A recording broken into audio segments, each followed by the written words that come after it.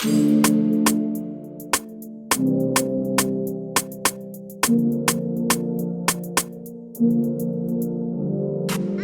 Idowu is the founder of Bethel Fit Mom, a child of God, a wife, and a mother of 3. She has a BSc in chemical engineering from the University of Alberta and has been working in the oil and gas industry for over 10 years. However, fitness is her passion. Mosope fell in love with fitness a few years ago after going through her own personal healthy lifestyle transformation. As a then mom of 2, she was able to lose over 50 pounds in 6 months. Mosope is a certified prenatal and postpartum fitness and nutrition specialist who works with moms all over the world, helping them to improve their fitness, nutrition, confidence, and overall health before, during, and after pregnancy. Bethel Fit Mom offers services both in person and online. So guys, welcome to another episode of Unmask Your Beauty series. Mosope Idowu, it's nice to have you here. It's nice to be here. Good, good, good. So today, we'll be having some conversations over a makeup session, and I just want you to let our viewers know how you discovered your passion, and the steps you're taking, to work on building, an empire for yourself through your passion. So tell us, what's your background like? My background, so as she mentioned during the bio, I am an engineer. I went to school at University of Alberta and studied chemical engineering.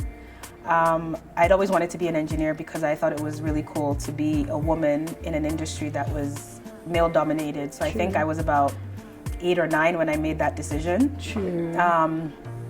Didn't really know what it meant. I just thought, like I said, it would be really cool because I'd never seen, I have an aunt who is an engineer, and the first time I remember having a conversation with her about what her career was, and she told me she was an engineer, I thought, oh, that's weird. Never heard of a woman engineer before, and I thought, really cool, that's what I want to do. So that's how I ended up in engineering. My dad is also an engineer, and I've always, as the first child, I've always kind of wanted to be like dad. And so I ended up in engineering school, and I did that. And I mean, I wouldn't say that I disliked it. I wouldn't say that I also loved it, but I think my drive, even back then, was that I just wanted to be, portray like the strength of a woman in a career that, once again, is quite male dominated.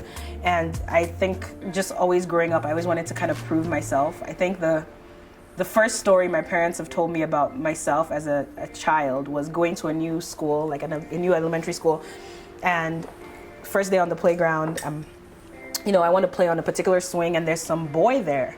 And I'm like, I want to play on that swing. And everyone's like, oh, no, you can't play on that swing. This boy is the only one allowed. And I'm like, no, a girl can play there.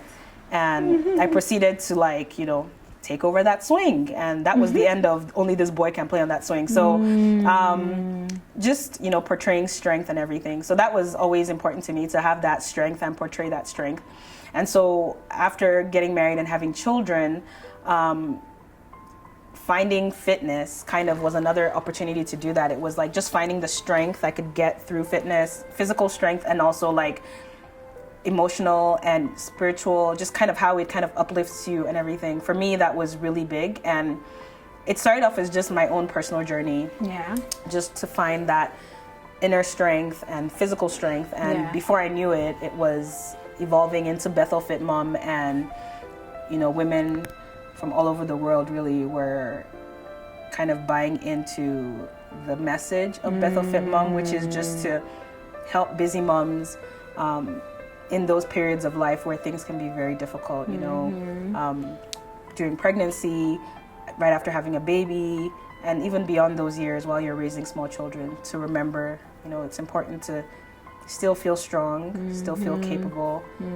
And so, that's really what Bethel Fit Mom does. Oh, wow. And I really love what you do, because anytime I think of mom, children, I think about you, because you're always with your kids, you do everything with the kids. So how did you discover this passion for moms and with young children? Because I know, off on top of my head, that's what when I think mom, busy, trying to regain strength and all of that, I think of Bethel Fit Mom. So how did you discover this passion? You know, coming from engineering background and all of that, how did you discover that that was your passion? It's funny. I feel like it kind of fell into my lap. I feel like people resonate with what they see.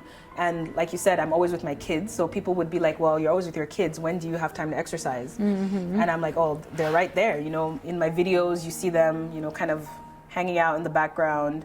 And other moms kind of really resonated with that, and they would come to me and they would ask me. And initially when I started, I was like, oh, I just want to help women because I'm passionate about helping women feel strong. But a lot of the women that did come to me were young moms, you know, first-time moms, women that were pregnant for the first time or for the second time, you know, women in that particular phase of life. And a lot of times when they would call me or talk to me, they would be talking about, you know, wanting to maybe lose weight or start exercising or start eating well. But eventually we'd get into talking about time management and home management and kids management. And I just over time realized that that's really where I enjoy, that's what I really enjoyed. And that was what really resonated with me. And so I kind of just owned in on that message and stayed in that niche. Not to say that I have some clients and people that I talk to that are not necessarily in that season of life, but definitely majority of my clients are in that season of life because it's a season of life that I feel I'm in as well. It's a season of life I feel I can relate to. It's a season of life where I feel I can help them troubleshoot and figure out answers to a lot of the problems that they might have because I've been there, I've felt that. And it's my passion because it just makes me happy. Like I feel fulfilled even after a busy day of being tired and working so hard when a mom says to me, you know what, I had a good day today. And that could be a good day with your kids, it could be a good day with exercise, it could be a good day with eating, whatever it may be. If a mom has a good day, that means the whole family has a good day, right? So True. that is like the thing that makes me the happiest when a mom says, you know, I had a good day. So Okay, so Mosope, how would you define passion? Because a lot of our viewers are people that are at that stage where they don't even know what their passion is. And at Adonia Beauty, we talk a lot about, you know, the beauty from the inside out, unmasking your beauty, which practically means, you know, unmask your passion, unmask anything that is, you know, masking what your gifts are, your passion and all of that. Try and remove those masks and, you know, be your best self. So how would you define passion? Passion is whatever keeps you up at night. That's how I define passion. I believe that if you're highly passionate about something, like even if you're extremely exhausted and you're tired and your kids have finally gone to bed and you just want to plop into bed at night and you lay down and you start thinking about something, that's your passion. You know, you start thinking, and for me, that is I start thinking about, oh, I need to do this program for this client, or I start thinking about, oh, I should read this thing, or I start doing research on a certain topic that I believe would be helpful or useful to my my nation, as we like to call it, my clients and stuff. Yeah. So for me, that's passion. It's whatever keeps you up at night. And sometimes people don't realize that they have a passion because they might think the things that are keeping them up at night are distractions. Like, oh, I'm an engineer. Why am I up at night putting together workouts? True. Or I'm a doctor. Why am I up at night thinking about fixing people's cars, right? Oh, this is a distraction. I need to be sleeping. True. But maybe your passion isn't that thing, and that's why it keeps you up at night. It's those hours where your mind is clear of all your other things that you do, and what you're thinking about is your passion. So True. Oh wow, I've never really thought of it in that way. I do know that like anything that you're passionate about, you tend to research more, you think about it and all of that. But then a lot of people see it as a distraction, especially if they have if they're in a career and they have a good professional job, you know, they like shove it aside. Okay, so Mosope, can you tell us like three ways that we can, you know, discover what our passion is? Like, do you have like three tips that you can give as to how we can discover what our passion is? I think the first thing is, what do people say about you? You know, a lot of times, I know even growing up, people always said to me, oh, you know, you're a passionate person, you like children, you know, you're going to make a great mom one day, you're probably going to have lots and lots of children. So it's an irony that I only have 3. And that's not only, but people say, oh, you only have 3? I would expect you to have more. So for me, that's one thing that helps you know your passion. What do people say about you a lot? What do people see in you a lot? The other way of finding your passion is really thinking about what makes you happy, what, you know, sets your soul on fire, what keeps you up at night. Like I said, like the things that you're constantly thinking about, the things that, even though it's difficult, you don't want to quit, right? You know, there are things that are difficult and you're just like, you know what, if you want to, maybe you want to cook, you've always been around people that love to cook, and you want to cook, and every time you cook a meal or you make something, you bake something, it doesn't come out nice. You're like, you know what, that's not for me. That is probably not your passion. But if it's something that you're like, no, I want to learn how to do this, and you constantly keep trying, no matter how many times you fail, you keep picking yourself up, you keep trying, you keep finding new ways to learn, then that is something that gives you an inkling to what your passion is. Another thing that I believe can help you find your passion is just simply spending time, you know, reflecting on yourself. You know, if you're a person of faith, spend time in prayer, spend time in meditation, and like what comes to mind all the time. What do you think about? What comes to mind when you write down, you know, 5 things that make me happy today, or 5 things that I enjoy today. What theme are you seeing in those things? Those are some ways that you can find out what your passions are. And even thinking back to yourself as a child, what were the things that really resonated with you? What are the things that keep coming back? I think that's one way as well that you can find your passion. Okay, Sharpe, thank you for that. That's really powerful. Can you tell us a bit more about Bethel Fit Mom and the impact Bethel Fit Mom has in the community? Sure. So Bethel Fit Mom is an avenue through which I aim to inspire, encourage, and empower moms. And it's not just about, I mean, if I break down the name for you, Bethel means temple, and I believe that our bodies are temples. Our first ministry should be to our bodies. We should take care of those bodies and keep them healthy, keep them, you know, strong. And that's where Bethel comes from.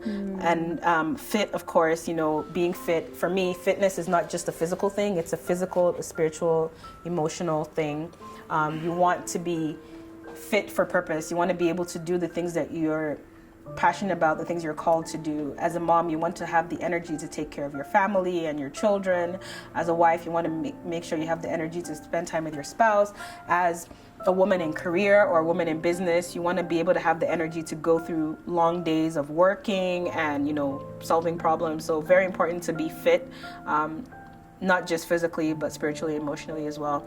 And of course, mom, like I'm all about moms because I'm a mom, and, you know, I'll be one for the rest of my life. So, so I love it too, because it's not a limiting thing. Like, I'm gonna be a mom forever. You know, I have kids, and so it's not like in a few years I'll be like, oh, my name doesn't really fit me anymore because I'm no longer this or I'm no longer that. It's still who I am.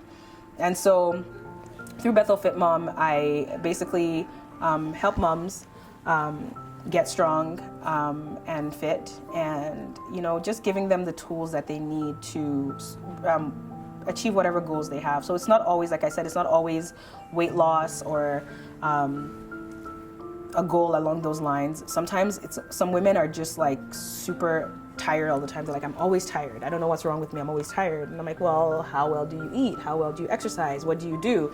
And helping them find the time to do those things, helping them, you know, encouraging them. You know, I have a lot of clients that'll come and say, oh, this week I only exercise once. I'm like, no.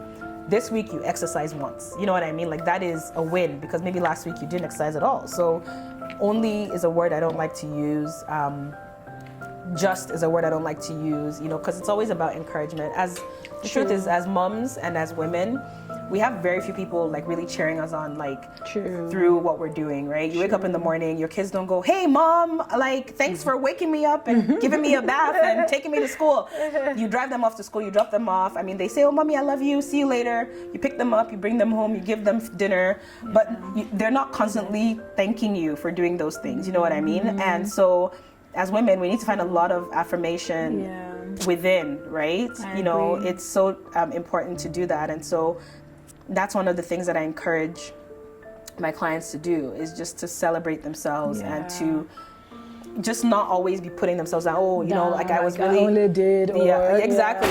You didn't just, only anything. Like, oh, today all I did was feed my baby. Well, that is major. Some people couldn't even feed their baby today, you know? Some people couldn't get out of bed today. And so constantly giving ourselves that inner affirmation, like, you know what, I am strong, I am powerful, I can do this.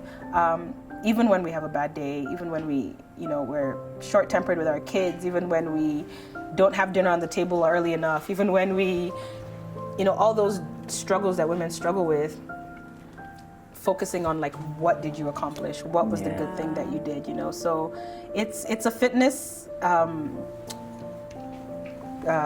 business, I guess, but I don't just focus on physical fitness. It's beyond that. We need to be fit in so many other ways, and that's the whole like encompassing of it. And what I like about your company is, yes, one can see that, one can, you know, you're constantly exercising and all those things, but beyond all of that, you're using it as a platform to actually, you know, tell moms that, you know what, we appreciate all your, whether anybody tells you or not, but you're being appreciated for all your work, and then bringing back that strength of a woman, you know, like you can do it. So it's not just about, even if I don't exercise all the time or any of that, your work just inspires me, because I'm like, you know what, I got this, you know. So it's a platform to just help women, you know, empower women to love themselves. So it's mostly about self-love and self-care. Yes, self-care and self-love are two very important things that we talk about, because sometimes self-care might be something as simple as taking an hour to read a book every night,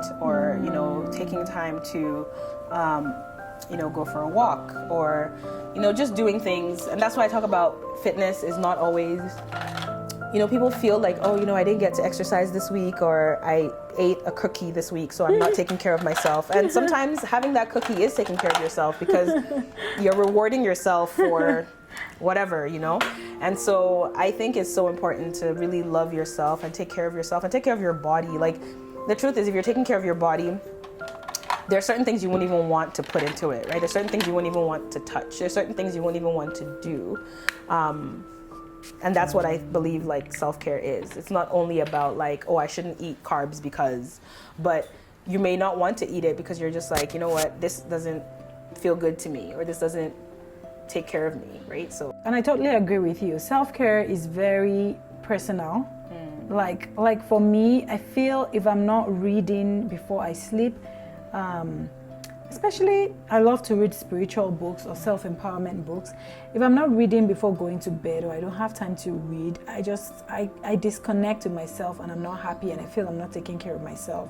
So it doesn't necessarily mean, oh, don't eat cookie, don't eat, you know, of course that's all part of taking care of yourself, you know, understanding like what's going on inside of you, what food you're actually eating and putting inside. But we don't need to beat ourselves up, and that's what I really like about your brand, because you don't make people feel guilty, and everybody, you know, and you understand that we're in this busy phase of life, and you know what, just take it easy on yourself, and that's really the message that you preach that I like. So can you tell us some of the things that inspired you, like, or no, some of the experiences you had as a child that eventually that has formed part of who you are today?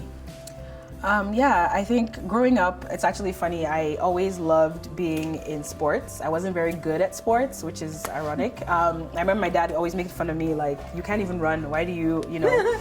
And for me, that was a challenge, you know, that I wanted to like overcome. And I ended up playing a lot of sports, even in school, and never like super competitively, but you know, as I got older, I eventually found my sports that I was good at, and I really, you know, did the effort in those. I did those, and I think it's funny because that didn't mean a lot to me growing up. I just thought, okay, I love to run, or I love to swim, or I love to play hockey. But as I got older, I saw that there was always that thing in me that really wanted to remain active and physical and wanting to do stuff. And I guess it was something that was already in me from a very young age. Okay. And I think that's played into this. Okay. I think, like I said, I'm the first child, and even though I'm a girl, I think one of the things that has made me kind of a stronger person was that because I was the first child, my parents, they didn't diminish the fact that I'm a girl. I'm the first child, so I'm the oldest, so I was the one that was given the responsibility to do a lot of things. If my dad went out and bought new furniture, he would call me first. Okay, come, let's set up this chair together before he would call any of my other siblings. And some might say, well, that's weird. Like, why didn't he call your brother or whatever? But it was kind of that, like, it's empowering. It's exactly, definitely. So you didn't feel less of a human. No, definitely not. Yeah. It was never just like, okay, only go to the kitchen and help your mom. Like, it was and it gave you everything wings around to the house. fly. Yeah. Like, you can do whatever you want to do. Exactly. Yeah. And even going into a profession that was male dominated at the time, like a lot of encouragement from my family, from my parents. You can do it, doesn't matter. So I think that really helps. So I think ultimately one of the biggest things from my childhood that has helped me up to this point is just having parents that never held me back, never made me feel like I couldn't do anything I wanted to do. Anything I said I wanted to do, they always encouraged me to do it. They didn't say, oh, you can't do that, you're a woman, or oh, you can't do that, you're a girl. They were just, okay, if that's what you want to do, like, figure out a way to do it and go ahead and do it, So And that's really important. that really, and even being able to make decisions. Like, my parents always, when I wanted to go off to university, my parents were like, okay, you know what, write a case for all the schools you want to go to, and, we'll decide together. And it was, I felt like I was part of that decision. I wasn't just told, you're going to do this, you're going to, so makes sense. And very empowering. And so I think that's given me the desire to kind of want to be very active in my own life, like making decisions that work for me and my family, as opposed to just doing whatever comes my way. Makes sense. Thank you, Shokwe. So I've had some of our viewers ask that how do you actually combine your passion? Let's say you have a very thriving career and you actually like it, but then you're passionate about something totally different, right? How do you marry that together? Because I know right now you're an engineer and you also, do the Bethel Fit Mom thing actively. So I think you're the best person to actually, answer this question for us. So that I'd say I recently read a book called The Fringe Hours, and that book really, I forget the name of the author right now, but it was a really good book because it's basically about a woman who has a very thriving career, but then she's also a blogger and does all these other things, and she does them in what she calls fringe hours. And that's a term I'm beginning to adopt. Like, I use my fringe hours wisely. Like, my fringe hours are the hours where I do run my business in, where I do the things I'm passionate about, where I do connect with other people, where I do, spend time doing research and studying and learning more. So how do you, mothers, so your target market is mothers. So mothers are constantly complaining about time. Yeah. Where do you get the fringe hours from? That's where you have to kind of look at your day and be like, okay, what am I actually doing? There's so many ways. Like, I went through an exercise. I'm part of a group called Super Working Mom, and I've been part of this group for a few years now. One of the first exercises that she makes us do is like look at our time. We go through a time management course, and that was profound for me. Like, it made me see just how many hours I had. So when I first started Bethel Fit Mom, I was working full-time as an engineer. I had 2 kids, and I had my lunch hour. I had before school. I had after school, before dropping my kids at school, after picking them up from school. I had weekends, and not that I let it take away from the time I spent with my family, but I realized that there were hours in there where I was able to just, there's something about just sitting down focused for an hour, knowing exactly what you're going to do, and doing it in that hour, that really is very rewarding, and you're able to get stuff done. And one thing that the book says, it's like, if you wake up 5 minutes earlier every day, if you add that up over a month or over a year, that's a lot of time, Oh, wow. If you want to write a blog post, you don't need 3 or 4 hours to do it. You need maybe 30 minutes. And so if you wake up 30 minutes earlier that day and sit down, you can get a blog post knocked out in a couple hours before anyone in your family wakes up. So it's very important to be mindful of our time. A lot of times as moms, we get like, I know a lot of us are tired. So when our kids are maybe napping or at school, we're like, oh gosh, I have some time to myself. And that's great and all. And I'm not saying you shouldn't rest in those times, but you can also use those times, to sometimes when you need rest, it's not always like sleep. You may think you need another nap, but what you really need is something to energize you, something to like push you for the rest of the day. Absolutely. Sometimes for me that's a quick. So yesterday I had a lot to do, but I had like an hour where my daughter was asleep, but I knew I had to get ready for another appointment. And so I did a quick 10-15 minute workout. For me, that was what I needed. My husband was like, oh, I thought you would take a nap. And I'm like, a nap wouldn't energize me. It'll just make me lethargic and tired for the rest of the day. But a quick workout gave me the energy boost that I needed to make it through the rest of the day. So it's just finding what that thing is. Sometimes you're tired, quite all right. We all are as moms, but finding what that thing is that energizes you. And it's not always sleep, you know? Right? It could be, and that could be, you could be an hour of researching, an hour of reading a good book, it could be an hour of whatever. And what you'll find is that those hours go from being just hours that you use to laze around, they become hours where you're actually being productive. And they also become hours where you can use to brainstorm and think about the things you like to do and spend time doing them. So yeah, for me, that's really finding those fringe hours. I know it's a difficult concept for us to think about because we're all like, but we don't have time, I know, and that's why I asked you. And you introduced me to the Super Working Mom community too. And I always tell Daytola, who is the founder, that I've gone for lots of time management courses, as a staff in the leadership, in management and all of that. But I've never really, broken down. I've never really heard time management broken down the way she breaks it down, and I know it has helped a lot of us. Like right now, I'm very conscious about what I'm spending my time doing. Like I'm very, very conscious.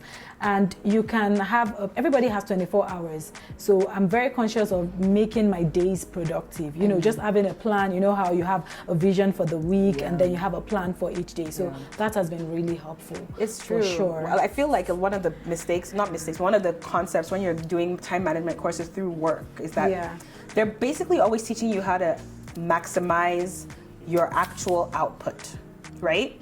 How to finish your project faster, how to finish it with less money, so the strategies are always pushing you towards doing more with less versus this where it's pushing you to do less with more. Absolutely. It's kind of like, and this is like everyday life. Exactly. Not just work. So so at work, in your career, you may have done lots of time management, workshops and all of that. But it's mostly like directed towards the work, the projects that you're doing and all of that. But this is like everyday life. Like this will help everyone. So I think the main problem that moms have is mostly time management, and then you have these goals for the year, and at the end of the year you're like, you know what, you didn't do half of it. That's because it's not because you didn't have the time. It's not. It's because the time is not well managed. And one of the things I think mothers are afraid to do is ask for help. We feel like, why should I ask for help with my own family, with my own kids, with my own responsibilities?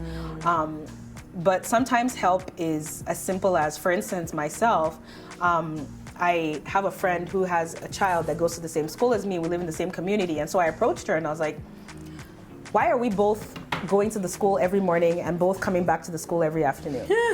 One of us should drop the kids off, one of us should pick up the kids. True, carpooling. True. And that has given each of us 3 hours of extra time, because now I'm picking up her daughter in the morning, so she doesn't have to leave the house in the morning at all. Wow. And she's bringing my daughter home, so once I get home, I don't have to leave the house until my son comes home. So it's given me back, along the other things that we're doing, it's given each of us at least 3 hours back.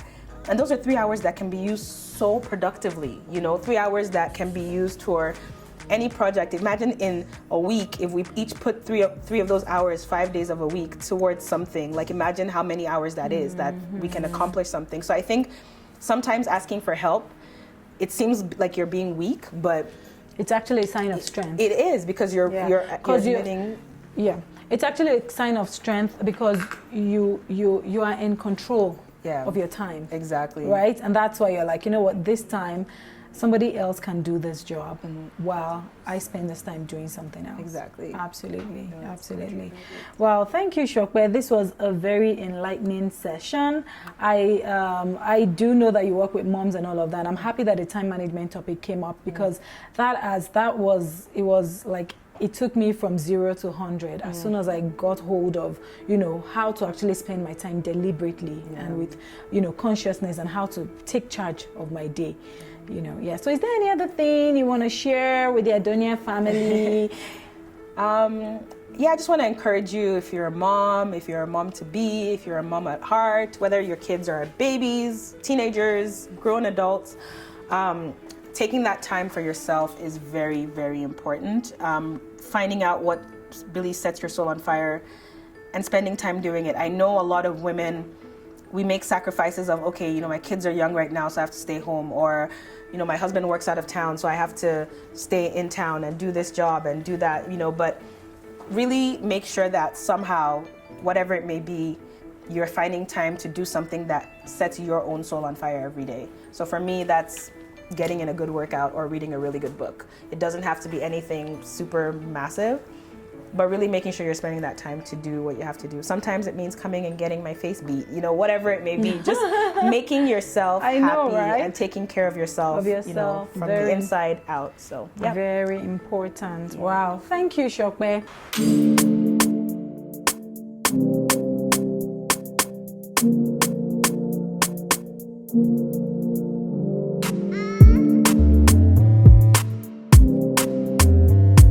Okay, so Shokwe, thank you so much for coming, and I thank you for really enlightening our audience about, time management, and just from your own story, how you discovered your passion and how you're running with it and also combining it with your career. I'm sure people have learned 1 or 2 things today. Okay, so till our next video, stay beautiful.